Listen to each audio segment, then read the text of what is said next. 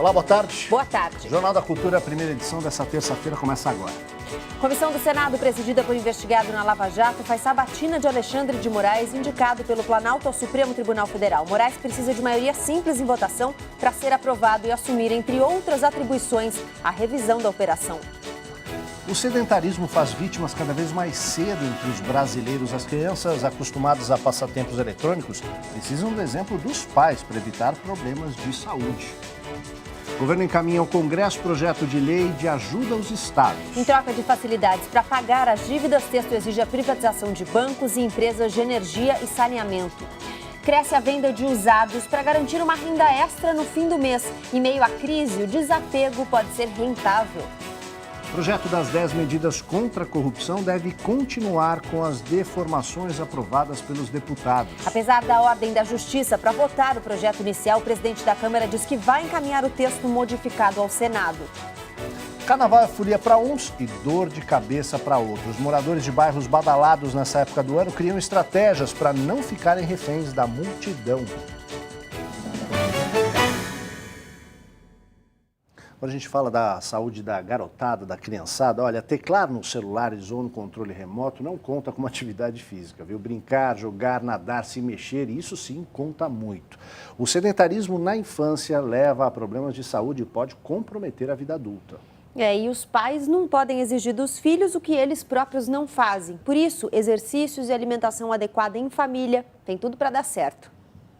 No carrinho, Duda já acompanha a mãe nos exercícios. Renata faz atividades 4 vezes na semana e quer que a filha siga o mesmo caminho. Ela fica o dia inteiro em casa no chão, quando a gente vai para a praia, fica na areia, vai para o mar. E ela já vai começar a escolinha agora também em março, onde lá tem educação física, né, para a idade dela, para estimular. Mas nem todos conseguem garantir isso aos pequenos. Esse parquinho vazio é um retrato preocupante da vida moderna. Com a falta de tempo, muitos pais trocam as atividades físicas com os filhos por um desenho em frente a alguma tela. De acordo com um relatório da Organização Mundial de Saúde, o pouco estímulo a um corpo ativo, que começa com as brincadeiras, resulta em adolescentes sedentários. Apenas 2 em cada 10 fazem os 60 minutos de exercícios recomendados por dia. É descer na parte de baixo do prédio, quando a criança é bem pequenininha, e já começar a brincar com a bicicletinha, o pega-pega, o esconde-esconde, em vez de ficar vendo um filminho de vídeo. A partir dos 5 anos, esportes coletivos devem ser incentivados. É importante que a criança escolha o que ela mais gosta. A alimentação saudável exclui bebidas adoçadas, gordura e produtos industrializados, mas também deve ser prazerosa. Um prato colorido, um prato bonito, com verdura, com legume, com um pouquinho de carboidrato, quantidade de proteína adequada, sem fritura, sem gordura, vai deixar teu filho atraído para comer isso. O exemplo dos pais é fundamental e dá muito certo. O filho mais velho de Renata é prova disso. E queria correr, porque ele me via correr e eu levava a medalha para ele e ele gostava bastante, assim, nessas provas de rua. Aí ele começou a querer correr também. Hoje ele faz judô, natação, futebol. Você quer fazer uma boa ação? Tem campanha de doação de sangue em São Paulo. Quem tem mais informações para a gente é a repórter Laís Duarte. Boa tarde, Laís. Boa tarde, Aldo. Boa tarde para todo mundo. Chega o carnaval e as doações de sangue caem em todo o Brasil. Essa campanha, feita aqui nessa faculdade, trouxe muita gente para ajudar a reforçar os estoques de sangue de 2 hospitais aqui de São Paulo. Eu vou conversar com a Andréa Senduski, que é coordenadora do FAAP Responsabilidade Social. Boa tarde, Andréa. Quem é que pode doar? As principais características são ter entre 18 e 69 anos, não estar em jejum, não ter tido gripe nos últimos 7 dias e pesar mais do que 50 quilos. Outras especificidades, o próprio médico vai poder avaliar e dizer se é permitido ou não doar. Ok, muito obrigada pela participação. Quer fazer parte dessa campanha? Vai até hoje, 2h30 da tarde, e amanhã, de 8 da manhã até ao meio-dia. Anota aí o endereço para você aparecer, Rua Alagoas 903. Só precisa trazer um documento com foto. Aldo. Ok, obrigado, Laís, pelas informações. Gabriela. Proteger as crianças de violência sexual durante o carnaval e grandes eventos. Esse é o objetivo da campanha Dê um Basta, promovida pela ONG Aldeias Infantis SOS.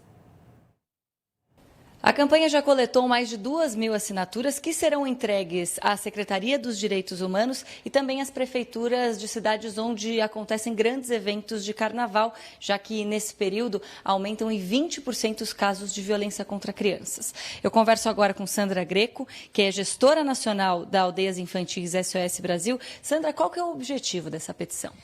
Nós, da Organização Aldeias Infantis, juntamente com outras entidades também, estamos muito sensibilizados com essa questão da violência e buscamos agregar valor a todas as campanhas que já existem, né? Na perspectiva de buscar, nessa sensibilização, consolidar uma incidência na perspectiva de termos políticas públicas adequadas na prevenção e não só a partir do fato consumado que se tomam as medidas com as crianças. Tá ótimo, obrigada pelas suas informações. Se você quiser participar dessa campanha importantíssima, tem até o dia 5 de março, é só entrar no site aldeiasinfantis.org.br/dê-um-basta e colocar lá a sua assinatura. A gente fala de carnaval, os blocos carnavalescos espalhados pelo país atraem milhares de pessoas durante os cada vez mais numerosos dias de folia. Bom para quem curte pular o carnaval, ruim para quem mora ou trabalha nessas regiões, como o bairro de Pinheiros, na zona oeste de São Paulo. Para Nelson, morador da Vila Madalena há mais de 60 anos, carnaval é sinônimo de transtorno. O meu prédio, por exemplo, e outros mais que eu tenho conhecimento, contratando a segurança particular para reforçar o que você tem. Cássio também faz parte desse bloco de moradores descontentes. Como integrante da Sociedade de Amigos da Vila Madalena, ele lamenta que um período que deveria ser de alegria se transforma em dor de cabeça até para os donos de bares da região. Nós temos dois públicos na Vila Madalena. O público que vem para o bloco, que é um público, e o público que vem depois para a balada na rua. Então a rua fica repleta de vendedores, as pessoas não entram nos bares. Dos blocos de rua cadastrados para o Carnaval de São Paulo, 111 vão passar pelos bairros de Pinheiros e Vila Madalena, na zona oeste da capital paulista. No último final de semana, a prefeitura esperava que 250 mil foliões ficassem nas ruas até às 8 da noite. Mas o número de carnavalescos passou dos 700 mil e o horário se estendeu. Isso sem contar furtos e lixo na região. Thaís, prestes a dar à luz, prefere não arriscar. Com medo de entrar em trabalho de parto no meio do carnaval e não conseguir sair de casa, adotou uma tática com a família. Saí de manhã com a minha filha, com meu marido, de mala. Olha, a gente entrou em contato com a assessoria de imprensa da Prefeitura de São Paulo sobre essa situação específica dos moradores da Vila Madalena. A resposta foi um resumo das ações da Prefeitura no Carnaval de toda a cidade, mas nenhuma informação sobre ações específicas para resolver os problemas que você viu aí na reportagem. Quando essa resposta vier, a gente coloca aqui para vocês. É só procurar aí. Provavelmente você tem alguma coisa guardada que não usa mais. Então, por que não vender e fazer um dinheirinho? A cadeira de vidro e a luminária já foram os xodós de Lucas, mas caíram em desuso. O destino vai ser o mesmo de outros objetos da família, vendidos na internet. Berço, cômoda, banheira, roupa, babá eletrônica. O quarto inteiro reformado, móveis e papel de parede comprados na internet. Seja em busca de mais espaço ou de um dinheirinho extra, o desapego já é exercício frequente para muitos brasileiros. A gente acaba passando uma coisa praticamente nova para outras pessoas. A gente ganha um dinheiro e isso pode ser uma parcela ou uma boa parte de um produto novo. Uma pesquisa revela que 9 em cada 10 internautas brasileiros possuem itens sem uso em casa. E mais de 62 milhões de pessoas têm a intenção de vender. Na hora de fazer negócio, deixe claro se o produto está funcionando. Vale avisar sobre um ou outro arranhão. Já com o dinheiro no bolso... Dinheiro extra hoje em dia tem sempre um destino certo, que é pagamento das dívidas. Tá? Você pode, se você não tiver dívida, você pode usar para comprar alguma outra coisa que você queira, né? Na própria internet, de alguém que esteja vendendo, ou investir. Outras notícias nacionais, mulheres de PMs no Espírito Santo pedem negociação, mas o governo diz que diálogo só vai acontecer quando elas deixarem a porta dos quartéis. E centenas de armas brancas, celulares, drogas e até aparelhos de DVD são encontrados pelo Exército na penitenciária Urso Branco, em Roraima. Durante a revista, o Exército apreendeu mais de 600 armas brancas e 60 celulares. A quantidade surpreendeu, já que o presídio dispõe de detetor de metais e aparelho de raio-x. Autoridades do Estado acreditam em corrupção de agentes penitenciários. Com 300 vagas, o presídio abriga o dobro de detentos. Em 2015, o local foi palco de uma rebelião e ficou sob controle dos presos por mais de 24 horas. O governo do Espírito Santo diz que só aceita negociar com mulheres de policiais militares quando elas deixarem a porta dos quartéis. Líderes do movimento, que completou ontem 17 dias, pediram a abertura de diálogo. Apesar da continuidade do movimento, a PM informou que 2.500 homens fazem o policiamento das ruas na região metropolitana de Vitória. Pelo 10º ano seguido, parques nacionais brasileiros batem recorde de visitantes. 7.600.000 pessoas passaram pelas unidades de conservação espalhadas pelo país em 2016, 500 mil a mais do que em 2015. Metade desse total visitou o Parque Nacional da Tijuca, no Rio de Janeiro, que abriga o Mirante do Corcovado e o Cristo Redentor, considerado uma das 7 maravilhas do mundo. O segundo maior movimento foi registrado no Parque Nacional das Cataratas do Iguaçu, no Paraná, seguido por Jericoacoara, no Ceará, e Fernando de Noronha. O governo federal encaminha hoje ao Congresso um projeto de lei com medidas que os estados endividados deverão tomar caso queiram aderir ao regime de recuperação fiscal. Pelo texto, os estados vão ter que autorizar a privatização de bancos, empresas de energia e saneamento básico. Além disso, para aderir ao regime de recuperação fiscal, os estados terão que aumentar a contribuição previdenciária dos servidores ativos, inativos e pensionistas, para no mínimo 14% do salário, reduzir incentivos ou benefícios tributários dados por lei estadual, adotar o regime jurídico único da União para os servidores estaduais e instituir um regime de previdência complementar. Em contrapartida, a União se compromete a ajudar os estados endividados. Entre as medidas estão permitir a suspensão do pagamento de dívidas pelo período de 3 anos, prorrogável por mais 3, e suspender exigências da Lei de Responsabilidade Fiscal para que os estados possam tomar empréstimos.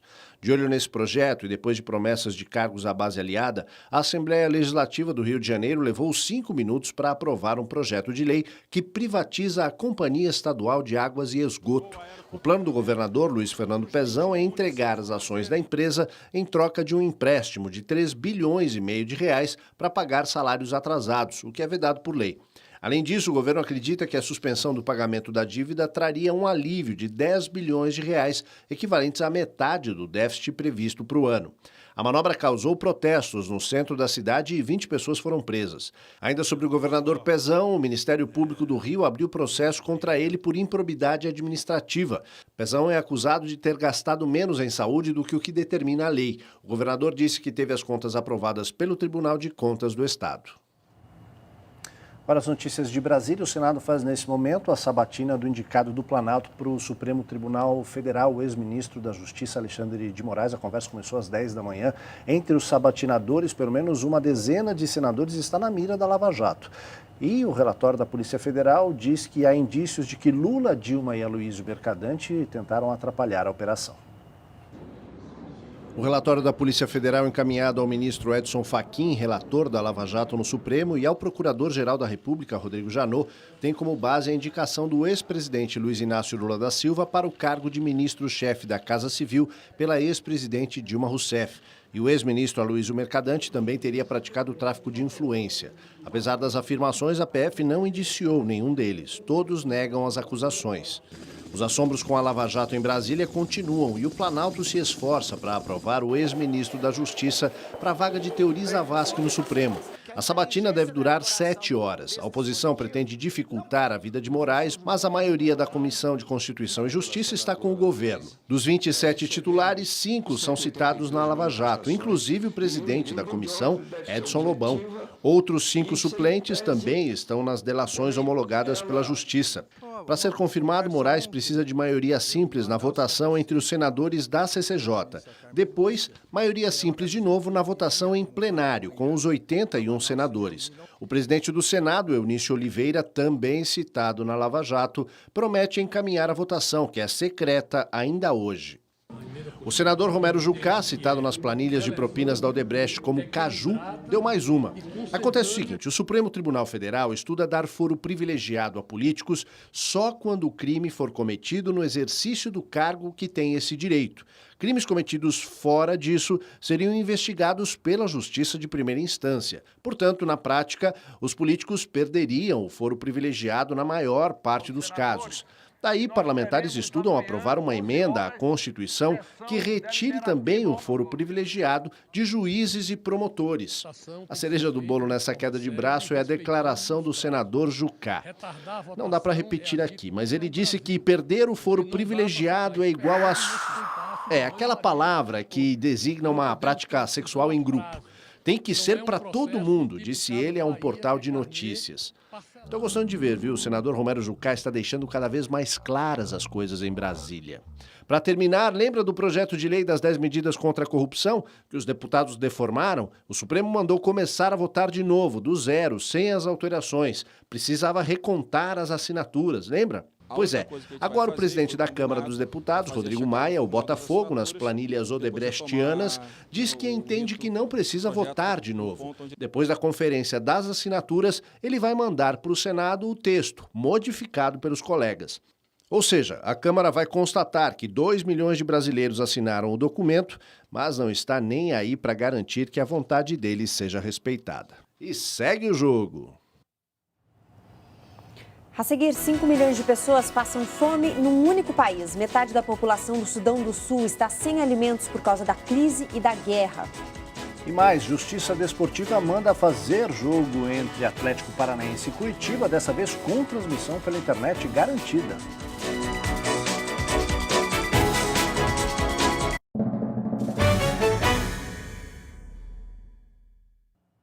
Estamos de volta e cresce a tensão no Equador depois que o órgão eleitoral do país anunciou que o resultado das eleições presidenciais terá 3 dias de atraso e só deve ser conhecido na quinta-feira.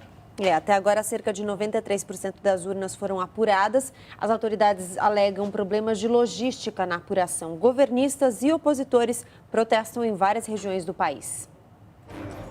O candidato governista Lenín Moreno pede paciência a seus apoiadores que estão nas ruas. Com as urnas apuradas até agora, Moreno aparece na frente com 39,1% dos votos. Com mais 1%, ele vence no primeiro turno. Já a oposição teme a ocorrência de fraudes. O Conselho Nacional Eleitoral admite problemas com cédulas e com os caminhões que transportam o material da votação. O presidente Donald Trump nomeia o general Herbert Raymond McMaster como novo assessor de segurança nacional. Ele vai para o lugar de Michael Flynn, que renunciou ao cargo depois da revelação de que manteve conversas extraoficiais com a Rússia. McMaster é uma das indicações menos polêmicas de Trump até agora. O general é um dos principais estrategistas do exército norte-americano.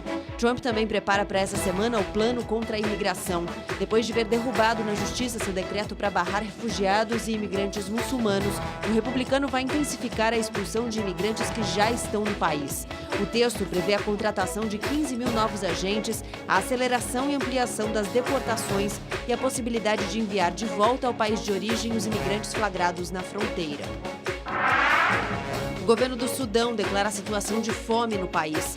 5 milhões de pessoas, o que representa metade da população, sofrem com a falta de alimentos. O problema é consequência da combinação da crise econômica com a guerra vivida pelo país há 3 anos. Em 1998, o Sudão do Sul também passou por situação semelhante. Na ocasião, 70 mil pessoas morreram de fome.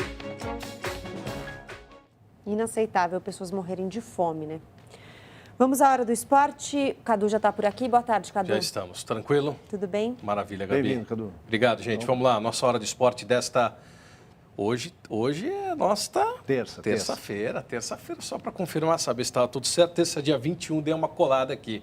Começou ontem o torneio de tênis mais importante da América Latina, o ATP do Rio. Vamos ver como é que foi. E começou mal para o Brasil. Rogério Dutra Silva foi derrotado na estreia do Rio Open. O único brasileiro em quadra, nesta segunda, 88 do ranking mundial, caiu diante do norueguês Casper Ruud e 201 do mundo por 6-3, 6-4. O jovem de 18 anos vem despontando no tênis como uma das grandes promessas do seu país. Ele subiu 900 posições no ranking em 2016. E na sequência, surpresas, a começar pela eliminação do uruguaio Pablo Cuevas, atual campeão do torneio, derrotado em 3 sets pelo belga Arthur de Griff. Cuevas, tenista número 30 do mundo e terceiro cabeça de chave, acabou surpreendido pelo belga de 24 anos, número 188 do mundo, que vai tentar dar sequência à já bela campanha no Rio Open nas oitavas de final contra o argentino Nicolás Kicker. E teve outro adeus do oitavo cabeça de chave, o português João Sousa, que perdeu com facilidade em 2 rápidos sets para o espanhol Roberto Carballes, parciais de 6-3, 6-1. As esperanças do Brasil na chave de simples ainda vão ficar por conta do Tomás Bellucci, que estreia hoje, né, nesse torneio de tênis que acontece no Rio de Janeiro, contra o cabeça de chave número 1, pegou logo uma pedreira, o japonês Kei Nishikori. Ainda teremos outros brasileiros, mas aí sim, somente na chave de duplas. Mais um caso de racismo no futebol e de novo, envolvendo o brasileiro, dessa vez na Sérvia. Vamos ver. Everton Luiz joga pelo Partizan Belgrado e deixou o campo chorando neste domingo após sofrer uma série de agressões racistas da torcida do clube rival local, o Rad. Durante o jogo, os torcedores faziam sons de macaco cada vez que o jogador tocava na bola. A partida também chegou a ser interrompida por alguns minutos após torcedores do Rad abrirem uma bandeira insultando o atleta, que venceu a Copa da Sérvia no ano passado com o Partizan. Após o apito final, uma emissora mostrou Everton reagindo aos xingamentos. A polícia entrou em campo para controlar o tumulto envolvendo os jogadores dos dois times. Depois do jogo, ele disse ter ficado mais chocado ainda com a atitude dos jogadores adversários, que em vez de acalmarem as coisas, apoiaram o comportamento. O futebol sérvio foi marcado por vários outros incidentes racistas nos últimos anos, incluindo cantos da torcida contra jogadores negros da Inglaterra em um jogo internacional sub-21 há 5 anos. É mais um caso aí que a gente infelizmente tem que relatar aqui. Falando sobre futebol internacional, hoje tem Liga dos Campeões da Europa, tem Bayer Leverkusen e Atlético de Madrid. Esse é um dos principais jogos também, Manchester City entre campos, sem Gabriel Jesus, que vai ficar afastado mais alguns dias por conta da lesão que aconteceu, que ele teve no pé. Em congresso realizado na tarde de ontem, na sede da Confederação Brasileira de Futebol, algumas mudanças importantes para a próxima edição do Campeonato Brasileiro. Vamos ver. A primeira delas foi a proibição do uso de gramados sintéticos para jogos do torneio, ou seja, o Atlético Paranaense vai perder a grande arma no Brasileirão que teve ano passado. Derrotou quase todos os adversários na Arena da Baixada. No entanto, o Furacão poderá atuar nesse ano normalmente e foi estabelecida uma regra de transição, 1 ano até 2018 para trocar o piso. A outra medida proíbe a venda de mando de campo. Com isso, os clubes não poderão mais mandar os jogos fora do estado. O Flamengo foi quem mais jogou fora de casa, já que o Maracanã estava com o Comitê Rio 2016.